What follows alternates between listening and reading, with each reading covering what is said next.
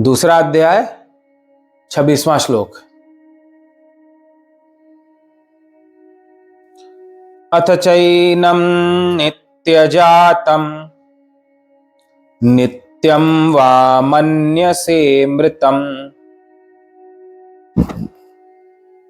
तथापि त्वं महाबाहो नैवं शोचितुमर्हसि। किंतु यदि तो इस आत्मा को सदा जन्मने वाला तथा सदा मरने वाला मानता हो तो भी हे महाबाहो, तू इस प्रकार शोक करने को योग्य नहीं है, क्योंकि जातस्य ही ध्रुवो मृत्युर ध्रुवं जन्म मृतस्य च तस्माद् परिहार्येऽर्थे न त्वं शोचितुमर्हसि। क्योंकि इस मान्यता के अनुसार जन्मे हुए की मृत्यु निश्चित है और मरे हुए का जन्म निश्चित है, इससे भी इस बिना उपाय वाले विषय में तू शोक करने को योग्य नहीं है।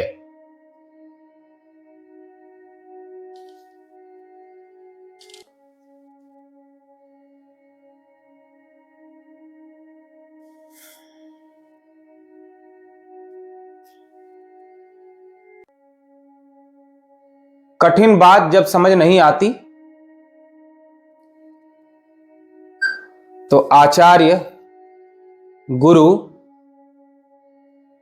उसे सरल करके बताते हैं। पहली कक्षा में पढ़ने वाले विद्यार्थी को वही विषय समझाया जाएगा जो उसकी समझ में आ जाए। फिर धीरे धीरे धीरे जब पहली कक्षा की बातें वो समझने लग जाएगा, उसमें उत्तीर्ण हो जाएगा, फिर दूसरी कक्षा की बातें उसे समझाई जाएंगी, वो बातें समझ लेगा, बुद्धि का स्तर विकसित होगा। तीसरी कक्षा में वह प्रवेश करेगा तो तीसरी बात उसे समझाई जाएगी, फिर चौथी कक्षा में प्रवेश करेगा तो चौथी कक्षा की बातें उसे समझाई जाएंगी। इस प्रकार जैसे जैसे बुद्धि का स्तर बड़ा होता जाएगा वैसे वैसे उसको और गहरी बातें समझाई जाएंगी। छोटी कक्षा में रहेगा तो उसे कहा जाएगा चंदा मामा है, लेकिन जब बड़ी कक्षा में जाएगा तो उसे यह नहीं कहा जाएगा कि चंदा मामा है, बल्कि उसे यह बताया जाएगा कि चंद्रमा एक ग्रह है। फिर धीरे धीरे धीरे धीरे जब और बुद्धि विकसित होगी तो उसे बताया जाएगा कि चंद्रमा भगवान का मन है। धीरे धीरे धीरे धीरे धीरे धीरे और विकसित होगी बुद्धि तो बताया जाएगा यह सारा कुछ माया है, मिथ्या है। जैसे जैसे बुद्धि का विकास होता जाएगा उसके अनुसार उसको ज्ञान परोसा जाएगा। ठीक वही बात भगवान श्री कृष्ण महात्मा अर्जुन के पास करते हैं। सबसे पहले उन्होंने आत्मा की बात की और बहुत ऊंचे लेवल का ज्ञान, बहुत ऊंचे समझ वालों के लिए उपदेश भगवान श्री कृष्ण ने किया। जिसका चित्त अति निर्मल है, जिसका मन गंगा जल के समान पावन है, उसके लिए भगवान ने सबसे पहले उपदेश किया। लेकिन अर्जुन अति मोह से घिरे होने के कारण उस बात को पूरी तरह समझ नहीं पाए। भगवान उन्हें बताते हैं आत्मा अजर है, अमर है, अविनाशी है, लेकिन वो सुनी सुनाई बात अर्जुन के लिए अनसुनी हो गई।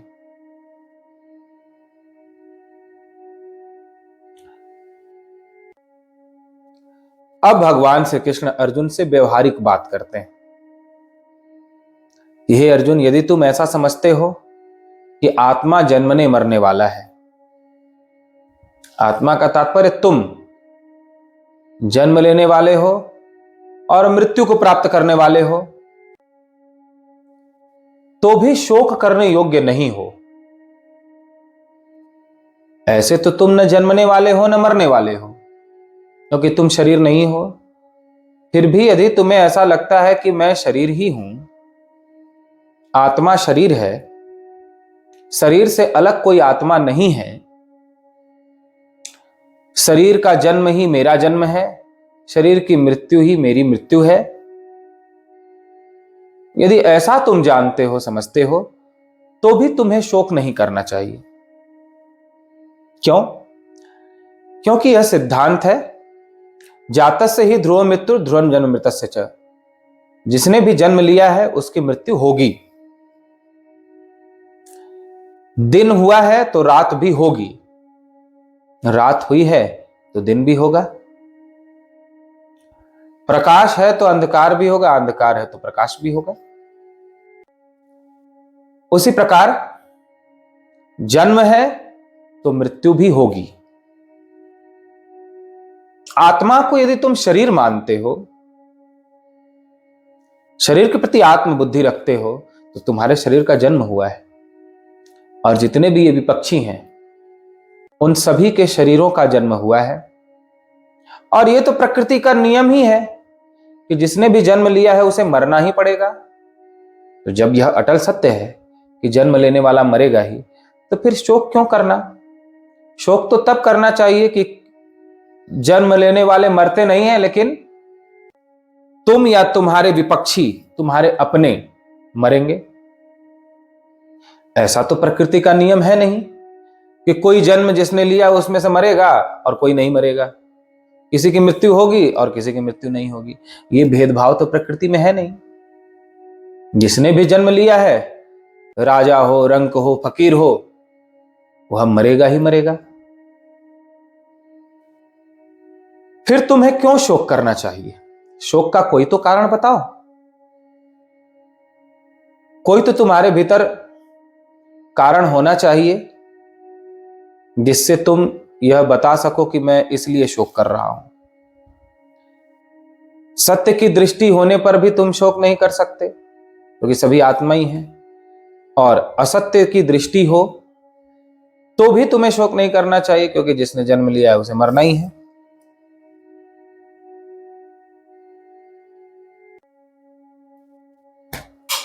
जिसका कोई उपाय ही नहीं है, फिर उसके लिए क्यों शोक करना? दो बातें कहते हैं भगवान। पहला,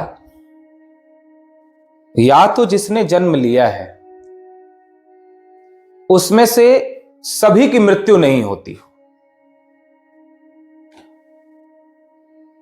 तब तो तुम्हें शोक नहीं करना चाहिए। लेकिन जब सभी की मृत्यु होती है, जिसने भी जन्म लिया है, तो फिर विचार क्यों करना? और दूसरी बात कहते हैं कि इसका कोई उपाय नहीं है कि जन्म लेने वाले को मरने से किसी भी प्रकार से बचाया जा सके।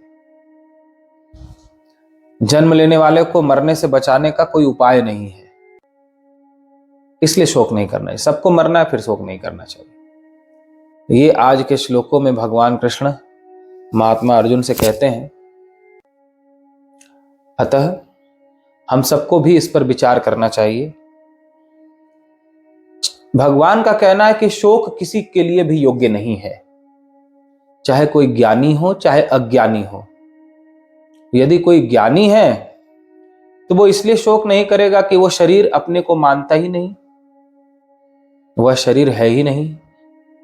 और यदि कोई अज्ञानी है तो भी वह शोक इसलिए नहीं करेगा कि शरीर भले अपने को मानता हो कि मैं शरीर ही, जो मेरा नाम रखा गया है शरीर का वही मेरा नाम है, जो शरीर की जाति है वही मेरी जाति है, भले वो अज्ञान के कारण मानता हो इसे, तो भी वह नाम तो एक न एक दिन मिट्टी में मिलेगा, वह जाति तो एक न एक दिन मिट्टी में मिल जाएगी मरने के साथ। जितने भी शरीर के परिचय हैं, उपाधियां हैं, मृत्यु के बाद तो सारी उपाधियां भी मर जाएंगी।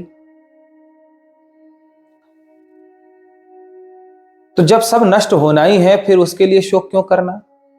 एक विशेष संकेत भगवान यह भी करते हैं कि शरीर के साथ जो कुछ भी जुड़ा हुआ है वह सब कुछ नष्ट होगा, अतः किसी भी चीज से मोह नहीं करना चाहिए, किसी भी चीज के जाने का शोक नहीं करना चाहिए। जैसे सुख और दुख ये शरीर के साथ जुड़ा हुआ है, तो यदि कोई विचार करे कि हमारे जीवन में केवल सुख ही सुख रहे, तो इसका यह विचार ठीक विचार नहीं है, क्योंकि शरीर नष्ट होने वाला है तो शरीर के साथ जुड़ा हुआ सुख भी नष्ट होगा ही होगा। यदि कोई सोचे कि सदा हमारे पास सब कुछ अनुकूल ही रहे, हमें सम्मान ही सम्मान मिलता रहे, तो शरीर नष्ट हो जाने वाला है, इसलिए इसके साथ जुड़े हुई जितनी भी चीजें हैं, चाहे सम्मान है, चाहे सुख है, चाहे लोग हैं, वो भी नष्ट हो ही जाएंगे। उसने जो नाम कमाया है, उसने जो उपाधियां कमाई हैं, उसने जो डिग्रियां कमाई हैं, वो सब भी शरीर के साथ साथ नष्ट हो ही जाएगा। अतः उन उपाधियों का भी अहंकार क्यों करना। आप बताइए, मेरे सन्यास लेने में यह विचार बड़ा ही सहयोगी हुआ, सार्थक हुआ, और जितने भी संत महात्मा सन्यास लेते हैं उन सभी के लिए यह विचार बड़ा सार्थक होता है, जो भी भगवत पथ पर बढ़ने वाले, कि मृत्यु के बाद आप पलट कर तो देखने नहीं आते कि लोग मेरी कितनी बड़ाई कर रहे हैं या लोग मुझे कितनी गालियां दे रहे हैं। हो सकता है कि पिछले जन्म में आप भारत के राष्ट्रपति रहे हो, प्रधानमंत्री रहे हो, लेकिन यह जन्म जब आपने प्राप्त किया, पिछले जन्म को तो भूल गए। हो सकता है आप ही पिछले जन्म में प्रधानमंत्री और इस जन्म में प्रधानमंत्री का नाम ले रहे हो, आपकी भी कभी वैसे ही जय जयकार हुई हो, लेकिन मृत्यु के बाद तो आप नहीं जानते ना कि आप पिछले जन्म में प्रधानमंत्री थे या क्या थे। जो भी ये 20 साल, 30 साल, 40 साल, 50 साल, 60 साल, 70 साल, 80 साल की अवधि है, ये अवधि बीतते बहुत समय नहीं लगता। हमें लगता है कि जीवन बहुत है, लेकिन जीवन बहुत नहीं होता। क्षण भर में सब कुछ बदल जाता है। मृत्यु के पहले पहले की हम सोचते हैं, मृत्यु के बाद की हम नहीं सोचते। मृत्यु के बाद शरीर के साथ का सब कुछ नष्ट हो जाता है और फिर कोई सुविधा नहीं है कि आप पीछे आकर के देख सकें कि मैं कौन था, या पीछे किसी भी उपाय से साधना के द्वारा देख भी लिया तो अब उस परिस्थिति में तो आप प्रवेश नहीं कर सकते। आपको कोई थोड़ी मान लेगा कि आप प्रधानमंत्री थे पिछले जन्म के, अब इस जन्म में आप ये हैं। अर्थात हमें सत्य पर विचार करना चाहिए, भ्रम में नहीं जीना चाहिए। हर समय का महत्व समझना चाहिए, सत्य को पहचानना और जानना चाहिए कि मृत्यु के बाद सब कुछ नष्ट हो जाने वाला है और पीछे पलट करके देखने की कोई सुविधा नहीं है कि हमने कितने बड़े बड़े कारनामे किए, हमने कितना धन कमाया, हमारे लोगों ने कितनी जय जयकार की। मृत्यु के बाद आप पलट कर नहीं देख सकते उधर। इसके पहले भी तो बहुत सारे जन्म हुए ही होंगे, लेकिन एक भी जन्म हमें याद नहीं है। और निश्चित ही सभी जितने भी यहां हैं, कोई इंद्र भी रहा होगा, देवताओं का राजा, कोई किसी जन्म में पूरे पृथ्वी का राजा रहा होगा, कोई कुछ रहा होगा, कोई कुछ रहा होगा। सभी के पीछे लाखों लोग चलने वाले रहे होंगे किसी जन्म में, सभी के पीछे करोड़ों लोग जय जयकार करने वाले रहे होंगे पिछले जन्म में, जितने पिछले जन्म हुए उनमें से। लेकिन मृत्यु के बाद तो वो सारी जय जयकार अब आपके कान तक पहुंचती नहीं, फिर से नया सब कुछ प्रारंभ हो गया। तो यही बात भगवान आज के उपदेश में कह रहे हैं कि जातस्य हि ध्रुवो मृत्यु ध्रुवं जन्म मृतस्य च। जिसने भी जन्म लिया है उसकी मृत्यु निश्चित है, और शरीर के साथ जो कुछ भी जुड़ा हुआ है वह सब कुछ भी शरीर की मृत्यु के साथ नष्ट हो जाता है। जीव को कुछ भी याद नहीं रहता और जीव के कुछ भी काम नहीं आता, जो भी शरीर के साथ जुड़ा हुआ है। जो शरीर के साथ नहीं जुड़ा हुआ है, जो उसने शरीर के लिए नहीं किया है, वही उसके काम आता है। ध्यान देंगे, भगवान कहते हैं शरीर के लिए जो कुछ भी किया या शरीर से जो कुछ भी जुड़ा रहा वह उसके काम नहीं आता। जो उसने शरीर के लिए नहीं किया बल्कि आत्मा के लिए किया, परमात्मा के लिए किया, वही उसके काम आता है। विचार कीजिए, आपने शरीर के लिए जो जो भी किया अब तक, और शरीर से संबंध रखने वाले जिन लोगों के लिए किया, वह सब कुछ तो नष्ट हो ही जाएगा। लेकिन जो आपने शरीर के लिए नहीं किया बल्कि आत्मा के लिए किया, परमात्मा के लिए किया, वह आपके साथ रहेगा मृत्यु के बाद भी। पुण्य किसे कहते हैं? जिस कमाई को मृत्यु भी न छीन सके उसे पुण्य कहते हैं। पुण्य की कमाई वह कमाई है जो मृत्यु के द्वारा भी नष्ट नहीं की जा सकती। पुण्य की कमाई वह कमाई है जो मृत्यु के बाद जीव के काम आती है, जीव के साथ जाती है। तो सार रूप में आप ऐसा समझ सकते हैं कि शरीर के लिए जो कुछ भी किया जाएगा या जो कुछ भी किया गया है वह सब कुछ नष्ट हो जाएगा, लेकिन शरीर के लिए न करके जो कुछ भी आत्मा के लिए, परमात्मा के लिए किया गया है वही हमारे काम आता है।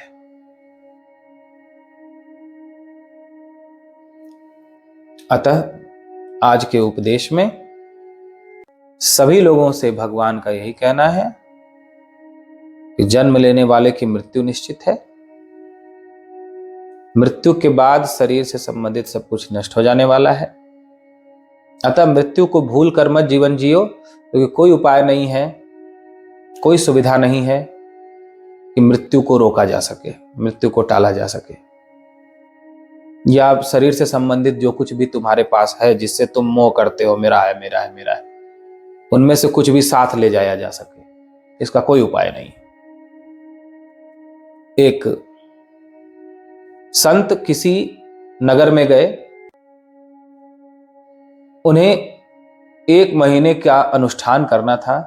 एक धर्मशाला में गए, सेठ के पास, सेठ ने बड़ा स्वागत सत्कार किया, ऑफिस में अपने आसन पर उन्हें बिठाया। संत ने कहा कि मैं 1 महीने के लिए अनुष्ठान करना चाहता हूं, मुझे रहने के लिए कोई जगह मिल जाएगी?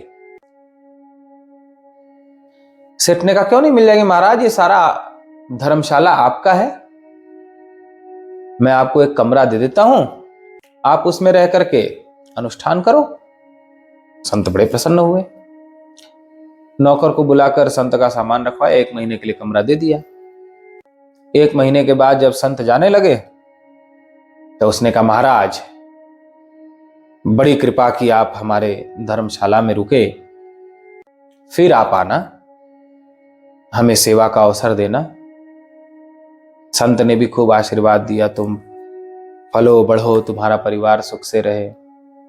जाने लगे तो सेठ ने कहा, महाराज आपने अभी तक बिल तो दिया नहीं 1 महीने का।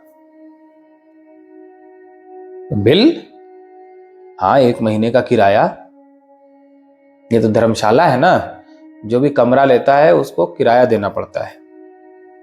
अरे मैं आया था तब तो तुम कह रहे थे महाराज ये सब कुछ आपका ही है। अब भाई व्यवहार में तो मैं ऐसा कहूंगा ही, स्वागत सत्कार तो मैंने आपका किया, लेकिन इसका ये अर्थ तो नहीं है ना कि आप मेरा किराया भी न दो। संत ने कहा, अच्छा कितना किराया हुआ? बोले 10,000। संत ने कहा, भाई मेरे पास किराया तो है नहीं। ये कैसे नहीं है? आपको देना पड़ेगा। संत ने थोड़ी युक्ति लगाई, क्योंकि वो जान गए कि ये छोड़ने वाला नहीं है। एक सुई निकाली अपने थैले में से और सेठ को देने लगे। कहा, ये लो तुम्हारा किराया। महाराज पूरे 10,000 किराया, ये सुई? 10,000 में तो मैं सुई की फैक्ट्री खोल लूंगा, आप एक सुई पकड़ा रहे हो। संत ने कहा, यह कोई साधारण सुई नहीं है। तो कैसी सुई है? देखो सेठ, जब तुम्हारी मृत्यु होगी तो हो सकता है कि किसी पाप कर्म के कारण तुम्हें नरक जाना पड़े। मैं तुम्हें यह सुई दे रहा हूं, जब तुम नरक जाने लगोगे तो दरवाजे पर जो भी दूत होंगे उन्हें यह सुई दिखा देना, तो वे तुम्हें नरक की जगह स्वर्ग में भेज देंगे। इस सुई की ये महिमा है। सेठ को बात अच्छी लगी, उसने कहा, ठीक है महाराज। उसने सुई ले ली, संत जाने लगे। कुछ समय के बाद सेठानी आई। सेठानी ने कहा कि महाराज चले गए? बोले हाँ चले गए। किराया? बोले किराया तो नहीं दिया, लेकिन उससे भी बड़ी चीज दी। क्या दिया? देखो ये सुई। सेठानी का, मूर्ख कहीं के, ये सुई? 10,000 पूरे किराया होता है, ये सुई ले लिया तुमने सिर्फ। सेठ ने कहा, ये कोई साधारण सुई नहीं है। अगर मरने के बाद कदाचित हम नरक जाने लगेंगे और दरवाजे पे ये सुई दिखा देंगे तो नरक की जगह हमें स्वर्ग भेज दिया जाएगा। सेठानी ने कहा, तुम बुद्धू के बुद्धू ही रहोगे। ये बताओ, जब तुम मर ही जाओगे तो ये सुई कैसे साथ लेकर जाओगे? मरने के बाद सुई साथ जाएगी क्या? जाओ जाओ जाओ, अभी भी वो बहुत दूर नहीं गए होंगे, उनसे किराया लेकर आओ। अब सेठ को समझ आया, हाँ भाई बात तो सही है, मरने के बाद सुई ले कैसे जाऊंगा मैं? सेठ दौड़ा, फिर संत को पकड़े। महाराज आप मुझे बेवकूफ बना रहे थे, आपने मुझे सुई दे दी, लेकिन मरने के बाद मैं सुई लेकर के कैसे जाऊंगा? वो तो यही रह जाएगी। चलो मेरा किराया दो। संत ने कहा, महामूर्ख, तुम्हें ये तो समझ में आ गया कि मरने के बाद सुई भी साथ नहीं जाएगी, फिर भी 10,000 किराए के पीछे मेरे पीछे पड़ा हुआ है तब से। इतना तेरे को समझ में आ गया कि मरने के बाद सुई भी साथ नहीं जाएगी, फिर भी 10,000 दे दो, 10,000 दे दो, 10,000 दे दो। तब सेठ को थोड़ी अकल आई। मृत्यु के बाद सुई भी साथ नहीं जाएगी। शरीर के साथ जो कुछ भी जुड़ा हुआ है वह साथ नहीं जाएगा। जो शरीर के साथ नहीं जुड़ा हुआ है बल्कि आत्मा के साथ, ईश्वर के साथ जुड़ा हुआ है, वही हमारे साथ जाएगा। वही हमारी असली कमाई है। उस पर हमें अवश्य ध्यान देना चाहिए। उसमें हमें कोई आलस्य प्रमाद नहीं करना चाहिए कि आज कर लिए भजन, मन हुआ तो फिर 4 दिन नहीं किए, फिर थोड़ा सतोगुण जगा, थोड़ा भाव आया तो चले गए तीर्थ में, थोड़ा भजन कर लिया, माला जप लिया, फिर दूसरे दिन से फिर खत्म। ऐसे नहीं, संकल्प के साथ नित्य भजन करना चाहिए। नित्य भोजन करते हैं, ऐसे नित्य भजन करना चाहिए। जो हमारी असली कमाई है उस कमाई को भी हमें इकट्ठा करना चाहिए। इसी से हमारा कल्याण होगा।